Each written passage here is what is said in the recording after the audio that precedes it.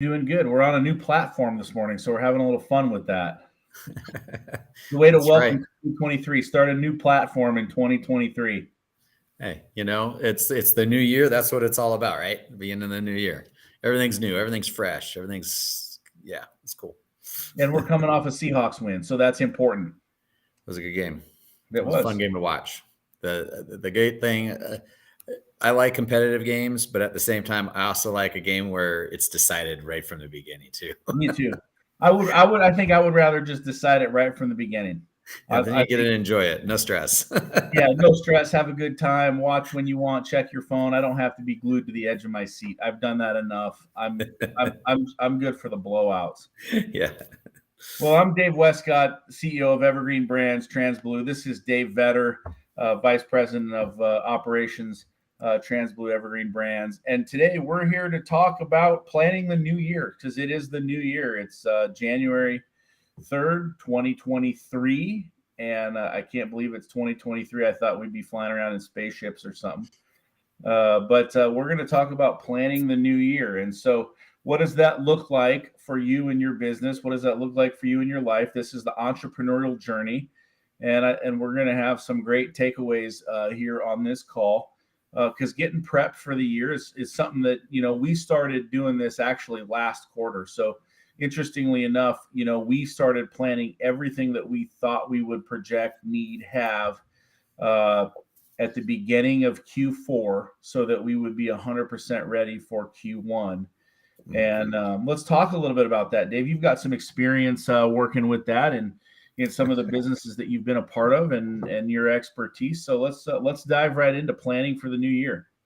Yeah, I mean, every business, and I know we've talked about this in some of the other calls too, is you have to have a plan, and especially to start a new year. It's the strategy involved can date back not just one quarter but 2 quarters. So I know that you and I and the rest of the leadership team here have had conversations regarding where we wanted to be, and not just what the outlook was for the conclusion of 2022, but also what direction and what our goals were, where we wanted to excel, and where we wanted to make adjustments. And a lot of times planning is not just about having just the goal, but I think for us too, it's making sure that you have the time and the resources allocated, set aside so that you can prepare for that, right? Maybe you have to put new machinery in place. Maybe you have to put new personnel in place. Maybe you have to integrate maybe some third parties that you've been talking to throughout the previous year, and put all those contracts in place. And at the same time, we also have our customers, right? We have to make sure we're in front of our customers. I know our sales team has been working diligently with national sales. And so those customers, those national sales customers, they have also been planning for 2023 for months now. And integrating all those and analyzing all of that allows us to make sure that as we enter a new season, or any company enters a new season, there's not this strange, I guess you would call it a holiday hangover. You're just charged. You're just right into it. And you only have 12 months to be successful, right? And you break down those 52 weeks. You can't afford usually to lose. A lot of people's profit margins, if you think, you're okay, we're going to make a 10, 15, 20, 35% margin, whatever it is, those equate to weeks. And so you can't afford to lose one or two at the beginning just because you don't really have a plan. Exactly. So in our planning and the first thing that we're looking at is budgeting, right? That's the number one thing we want to have on our plan. That's what we're looking at day in and day out. So a budget, you got to know where you're going to be. You got to know what you're going to spend your money on. And we like to see that budget broken down month by month, right? So we want to see all 12 months. And I think this is really important because sometimes we're going to have lean months, right? We're going to have months where, we don't make a profit. We're going to have months where we go in the red, right? And we actually plan for that. So we know that, just let's say, for example, in August and September, like those may be some red months for us, right? Right. But we know that December and January and February are going to be months that are heavily braced into the black, where we are very profitable. And so what we're looking at, what we're budgeting at, is if you're taking notes, the number one thing that we want to have for the new year is what is our budget, and what is our budget built month to date, right? Month to date. So that way we can see month by month where we're at. So we know that January for us is going to be a really heavy month. We're going to see a lot of income in the month of January. We know that February is going to be really strong. So we want to look at those months, and then what are we doing with that money? What are we doing with that with those funds that come in? Because one of the things that we see in business coaching, business mentorship, business management is we see contractors or business owners, they get a big windfall, right? They get a ton of cash that comes in because they've had a successful month. And so what happens next? Well, they show up with a brand new Dodge Ram, and they go buy a new house, and they go expand the office space, and they spend a lot of that money, right? And then when we get into their leaner months, they're like, oh my God, I don't have money to make payroll. Well, what do you mean? You were doing so well, and now what did they spent their money, right? They weren't saving their money. They weren't planning, for those downturns. And so one of the things we're always looking at, one of the things that's always on the vision board, and we started actually planning for a recession almost 18 months ago. Mm-hmm. Right? We started making strategic shifts in our business to accommodate for recession. What did we need to make change wise? What did we need to make salesperson wise? What markets do we need to move into and move away from? How do we need to change and manipulate the business to be best prepared to handle the future? And I think that number one, it starts with those goals, because what we don't want to do is get a big windflow of cash and then say, man, we're killing it, we're doing such a great job, let's remodel the office, right? Let's spend a bunch of money we don't need to, or whatever it might be, right? So we want to be planning for those things. That way in the lean months, the money is already sitting in the bank. It's already there. It's already allocated for those monthly expenses. And now the business is just churning. The wheels are just moving the way that they're supposed to. So in your experience, what are some budgeting techniques? What are some budgeting goals? What are some budgeting tools that you use that can help our listeners out today? That's great.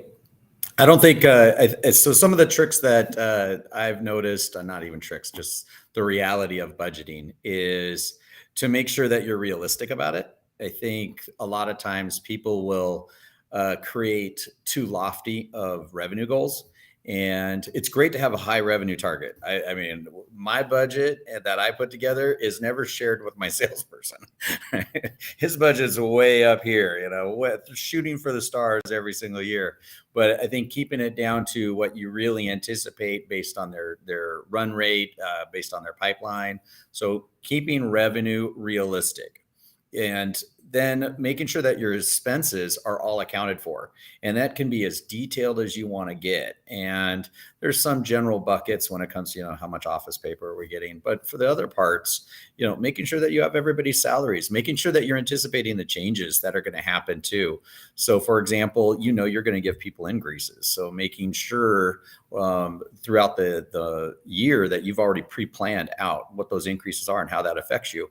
Because what I've noticed is if you're not creating the little details, if you're not creating a bucket for all the different expenses you have, you get that slow drain on your bank account that is, oh, we forgot to take into account, we were going to add that person and we didn't add that into our budget, or we forgot that we had to fuel up the rigs or something like that. Whatever those things are, those are kind of just generality, but just trying to anticipate that. I always like to make sure I hit my budget, and that is, everybody says, well, I want to do that too. It takes a lot of planning to make sure that you're doing that. You've got to be realistic. So what I like to do also is make sure that, first of all, I'm realistic with my revenue. I really can see where the run rate is. I still want growth, but I'm going to be realistic about it. And then I'm going to be a little pessimistic about how much that money I'm going to spend, because there's always those little things that come up throughout the season. And you don't want to get that slow, $1,000, $2,000, $5,000, $10,000, $15,000 drain every single month that just kind of keeps growing and growing. And then you end up missing your budget. So I want to make sure that I'm realistic about that. A budget is not necessarily a goal.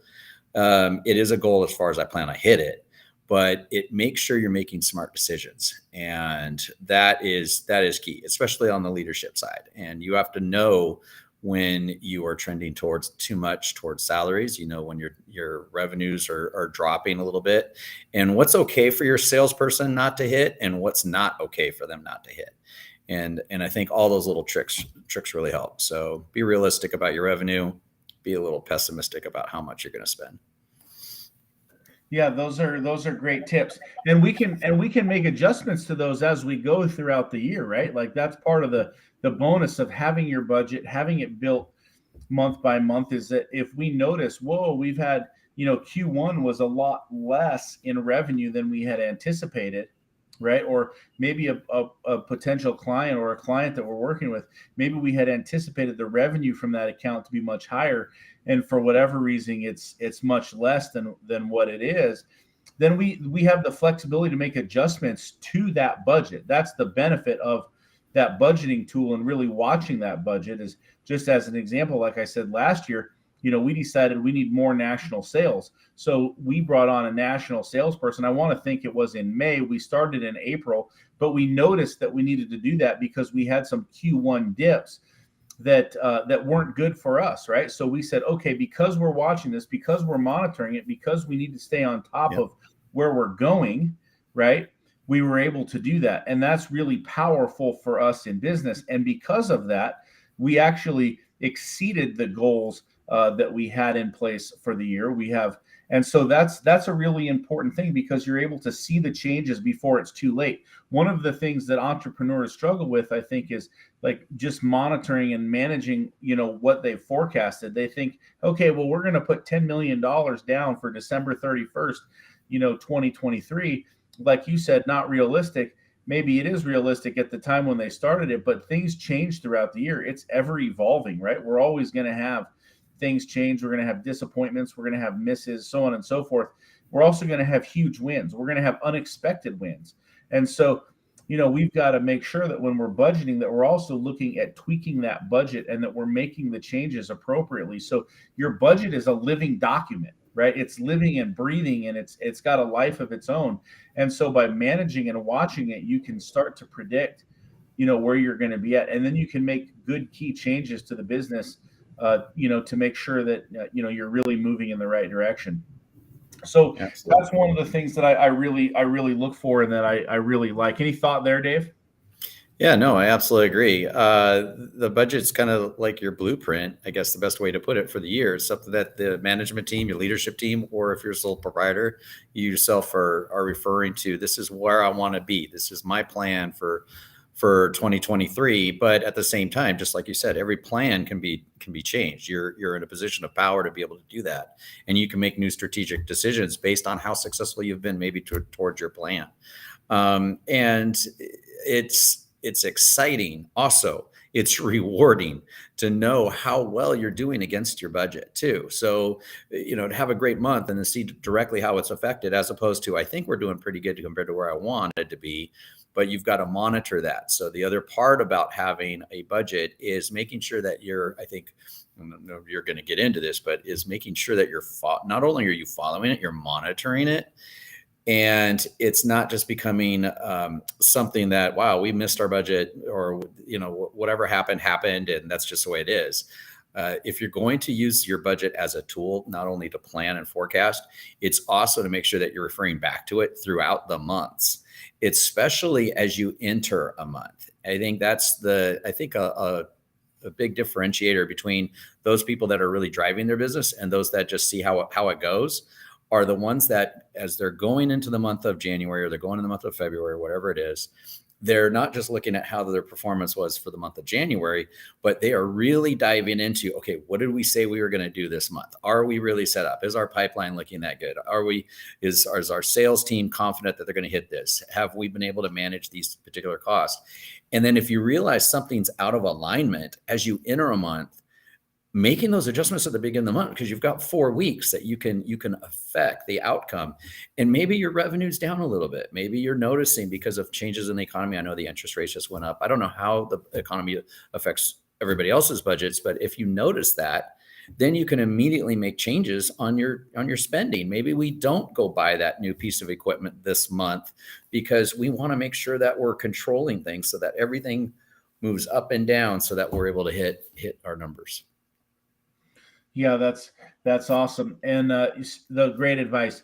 And so we utilize EOS, Entrepreneurs Operating System, and Yep. that's a big part of who we are as a company. So every Thursday we have a leadership meeting, right? We run that meeting from about 9 to 10:30, and it's the most important meeting that we run every week, and it's our entire leadership team gets together, and one of the things that we're doing is we're just getting on the same page, right? We're just making sure that our plans are aligning, from operations to sales to misses to failures to successes to wins to whatever it is across the board. We're looking at those things as a group and we're making changes. But one of the vital pieces to this, one of the most important pieces to understanding our business, is our scorecard, right? And our scorecard is one of the things that helps keep us on track. So Yep. some of the things that we look at on our scorecard are snow income, right? For example, we have a separate bucket just for collected snow income for the week. And so every week we want to see what came in. And then we have a target, a benchmark goal that relates back to our budget that says we need to be bringing in this much money every single week from snow income. And then we have another bucket for GC income, right? So we're looking at GC as our general construction budget, and we want to see where that's coming in at, right? And so we've got these different buckets that we're looking at to see if they're performing on target. And those are benchmarks. And so when we hit benchmarks, we know, okay, we brought in $10 this month. Well, we had budgeted to bring in $12 this month. Okay, we're $2 off. Well, how many percent points is that? We want to understand that. And then if we are looking at the following week and then we miss it again, and then we look at the next week and we miss it again, now we're trending down. So there's a problem there, right? But if we, had budgeted to bring in $10 and we brought in $12, or however we look at that, now we know that we're trending up. So we want to be able to look at those and we want to scorecard the key things that we have. And every single member on our leadership team has something on that scorecard that they report to, whether it would be the number of videos that are produced, which goes back to a marketing budget, to the number of sales, to the number of estimates, everything we want to track, everything that we want to run our business off of, we actually scorecard. So part of your budget, in my mind, is you create the budget, you put the budget in place. Now the budget is you're monitoring it before the month. You're doing all of those great little tips that Dave shared with us just a moment ago. And now we're tying those things back to our scorecard. And that comes to the monitoring. So when Dave's talking about monitoring your budget and monitoring what's happening, it's kind of like an audit. And that's the nice thing about being able to manage that scorecard and run that scorecard, is that we're able to pull out little pieces, right? How much did we collect this week? Okay, our collections are off, or our collections are way over. That's awesome. Or, hey, our estimates are off. Okay, they're over or they're under, wherever it might be. So we're able to look at those things and we're able to make tweaks and changes based on what we're scorecarding. Because if we don't track it, if we don't manage it, if we don't watch it, what's going to happen if you don't track it? It's just a wish, right? It's just a hope. Yep. And being a hope is kind of like, what's a really bad football team out there? I don't know. Consistently Denver bad. Broncos. Sure, Denver Broncos. Another one that consistently comes to my mind is the Detroit Lions. Yeah. Doesn't it seem like the Detroit Lions have been bad forever? Yeah, it does, as a matter of fact. I mean, even when they had Barry Sanders, you remember Barry Sanders? Yep. Oh, he had that wicked sweep, right? I mean, even like through all the years I've been watching football, like at the end of the day, like I can't ever remember a good Detroit Lions team. Yeah, but everything changes, right? But yes, I'm trying to tie that together to what we're talking about. So how's Detroit going to help us? I got it for you right here. Okay, Like, okay. like you look at how bad that team is, and I mean, what are they scorecarding? What are they benchmarking against? Right. We don't know. We're not on their leadership team, but like inherently bad, inherently failing, inherently losing the game. Like I feel like, because I'm a Seahawks fan, I feel like if the Seahawks are going to play the Detroit Lions, I'm really excited about it. Right. Right. So, what are your competitors doing? What are your competitors doing in business? How are you tracking your team members? Because, your team members are the most important people who are going to take you where you need to go, right, in your business. So, who is responsible for each one of those numbers on that scorecard? Right. And if every one of those numbers relates back to a person, if every one of those numbers relates back to the budget, now we're tracking, now we're managing, now we're starting to see, where our areas for improvement are, where our areas of, where we need improvement, right? So we're looking at it from all of those standpoints, and that's helping us to understand where we're going to go for the new year. Yeah. So what else do we need to plan for the new year, Dave? Well, as you're planning for the new year, I take a lot into account for sure. But we talked about revenue already, making sure you're projecting, making sure you're also planning for what your business lines are going to do. So that's the first step. Making sure that you're putting the pieces in place so that you can execute on your plan. So if you do, for example, have you've got a big CapEx expense that you're planning on buying or procuring and ordering, making sure that you've got those things in place so that you can have that there. The other thing is understanding that you need to hit your start dates when you need to. And so what I mean by that is, say you have some sort of recurring revenue. Say I don't know if you're in some sort of facilities maintenance or something. You have recurring contracts every single month you get paid. The value of those contracts is so much higher at the beginning in the first quarter. And so you can't afford to miss out, say, oh, we had a slow start to January because we were really paying attention to things and we missed out on half the sales. Let's use an extreme, like half the contracts we wanted to close. Okay, that contract, that half the contracts that you were going to close, we're going to pay you for 12 months, 11 months, whenever that contract initiated. And by missing that, you're missing 12 months of that revenue or 11 months of that revenue. That's so critically important. If you are running a business right now and you do any sort of recurring revenue, you need to make sure that your salesperson is hitting their numbers. It's more important for your annual budget in the first quarter of the year than it will be at any other time in the year. You really need to make sure they come off out of the gates strong. Man, you just touched on something huge, and and we talked about it with the Detroit Lions and why they suck, but it's right people, right seats, right? I mean, that's part of what we're talking about here. If we don't have the right people in the right seats, if we don't have the right people moving the business forward, the organization forward in the right place, then where are we at? A few weeks back, we said, hey, what's our org chart look like for 2023, right? We said, where's that org chart? What does that look like? How is that going to be put into place? Because we want to make the changes to our personnel, right? Like any good team, there's going to be people in and out, right? We're going to make those changes. And you just mentioned it, like our sales is our offense, right? I mean, those numbers have to hit. And if you're watching your salespeople, and I think that is such a, gosh, man, that is such an important topic, because how many businesses have we watched where they take their foot off the gas on the sales side and they think, oh man, I've got so much work operationally, or oh my goodness, we're overwhelmed, and one of our mottos, one of our philosophies is never take your foot off the sales engine, right? Just keep stacking it up. We can be booked out months in advance. We can be booked out years in advance. That's an okay problem to have. It's not okay to stop the sales engine, right? Because that kills down payments, that kills progress payments, that kills new jobs. And if we're not selling, right, we're not growing. If we're not selling, the sale is the heart of this business. Any business. Without sales, business die.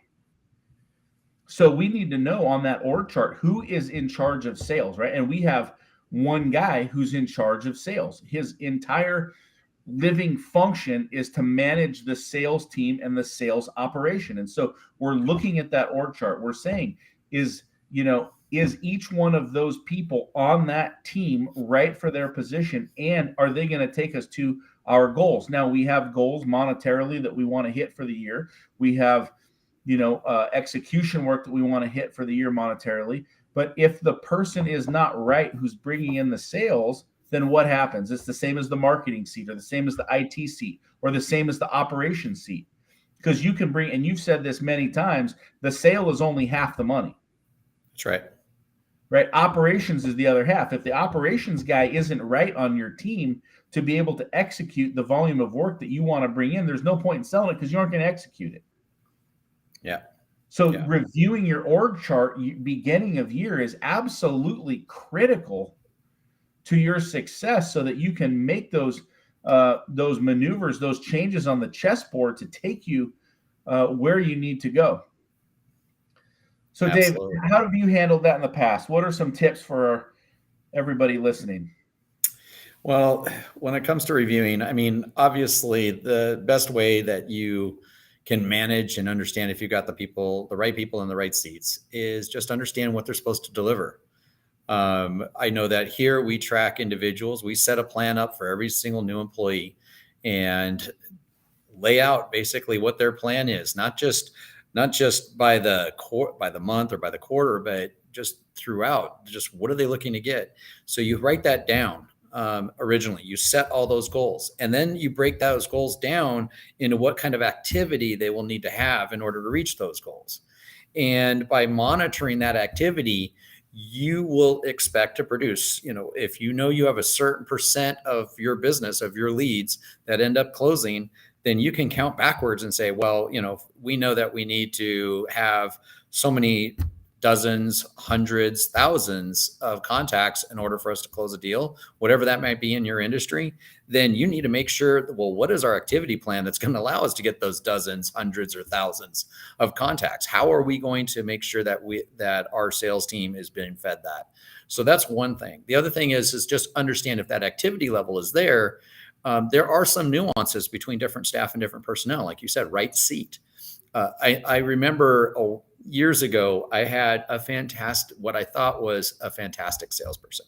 He was extremely organized, well put together. He's just had fantastic in front of the customers. Really a nice, great talker. That's the best way it is. And he never missed an appointment. Was never late to a deadline. Fantastic.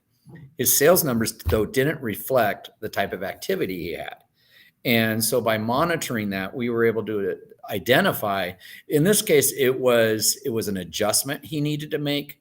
But by being able to track that, you were able to see that what he would always give his customers an out.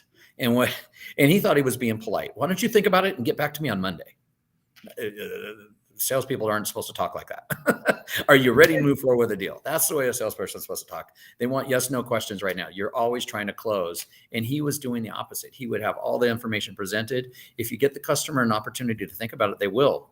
I've never been to go buy a car. You don't see somebody at a car dealership goes, well, why don't you go home, or why don't you go try some other cars and then come back and see me? No, they want to know if you want to buy the car. They want to sell you the deal right then. So just those things and those activity and making sure that you're either making adjustments or you change person seat, because look, you are going to have to make adjustments in your staffing in order to get the performance that you need across all business lines. The idea that you are always nailing your hires, you hire people a lot on just intuition and the backgrounds, and you do this big interview process, but you still don't know if they're right for your operation until they actually execute consistently. And so it's important that you are monitoring that. So that when it comes to right people, right seat, being able to also have, and Dave, you were talking about earlier, is making sure everybody's responsible for a scorecard item. That comes back to the budget. That comes back to making sure that your company is performing the way they're supposed to. And by giving everybody their own scorecard item, it also allows you to know as an owner that, hey, someone is watching that every day, every week, every hour. And so when they're reporting, that individual becomes so intimate with those numbers that they know that they can raise their hand and tell you, hey, we've got an issue here.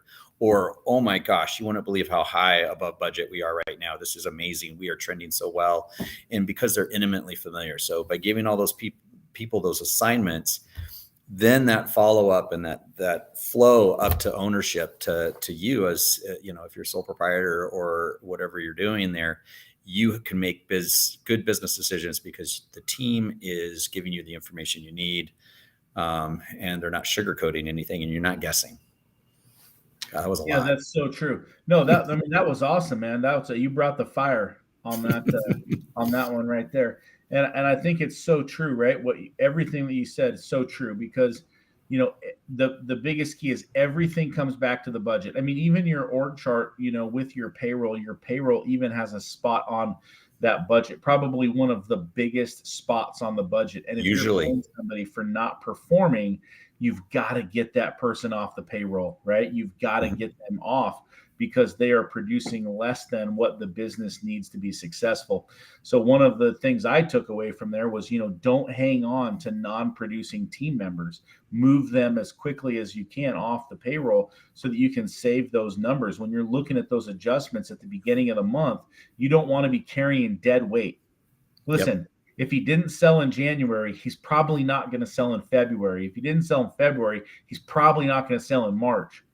Think of all the opportunity lost and everything that, affects other people's payroll on that budget because of that person not producing. And that scorecard number is important because it helps to smoke out non-producers, right? That's one of the biggest things is you can see whose numbers are off continually off. And now you know who the weak link on the team is. Now you know how to make replacements and adjustments, right? So just as a quick recap, as we bring this thing in for a landing, we talked about get your budget in order, get a full budget in order, right? Make sure you've got it, you understand it. And to Dave's point, know the details, get down there, even with the little stuff, make it realistic, make sure that, you are, not pie in the sky. Make sure you can hit those numbers and then be a little bit of pessimistic on the expenses, right? So make sure you got a little bit of buffer in there. That way, you're not just running it, full tilt on both sides. Then from there, put your scorecard in place. Make sure you've got actionable items. We like EOS. EOS is a great tool. If you're looking for a scorecard tool and you're looking for a business management tool, EOS is something to check out if you're so interested. And then from there, look at your organizational chart. Just make sure you have the right people in the right seats to be able to bring in and execute the work, that you're looking to bring in for the new year. Dave, you got any last words for us? Man, it's a new year, it's a new season, and I think as you execute this season, it's a fresh start, right? This is a fresh start. January 1st. Here we are, January 3rd. But as you get going and as you get charging into this season, just you have to have a short-term memory when it comes to certain parts of business. And whatever your performance was, if you just knocked it out of the park in 2022, that was 2022. It's all starts fresh. We all know this. And also, if you struggled, then what changes are you going to make? Have you put those changes into your budget? Are you going to follow through on those things? And then how are you going to monitor your budget so that it's not just something that I put together at the beginning of the year and then something I looked at the end of the year, oh man, we were off. We really missed that. Oh, wow. If we didn't spend all that extra money that we did when we were having a great time, it would have been better. No, you should make sure that you have a plan. I personally review my budget weekly. Okay. I personally look at that. I want to be able to affect change in the month I'm in. So that's it. That's the way I would lead it out. Just make sure not only do you do it, but you stay consistent as far as monitoring it. Awesome. Great tips. Great job. I'd high five you if we weren't in different areas. That was a fantastic call. And we're going to wrap this up. Listen, follow us on LinkedIn. I'm Dave Westcott. Follow me on LinkedIn. Dave Vetter, follow him on LinkedIn. Follow me on Facebook. Hit us up. And, if you're interested in talking about your budget, if you're interested in talking about your scorecard, send us a message, right? We're happy to help. We're happy to share. We want to see you be successful. We want to see your business grow. And if this was helpful and you learned something, share it, follow us, give us a like. Thank you very much for joining, and Happy New Year. Happy New Year.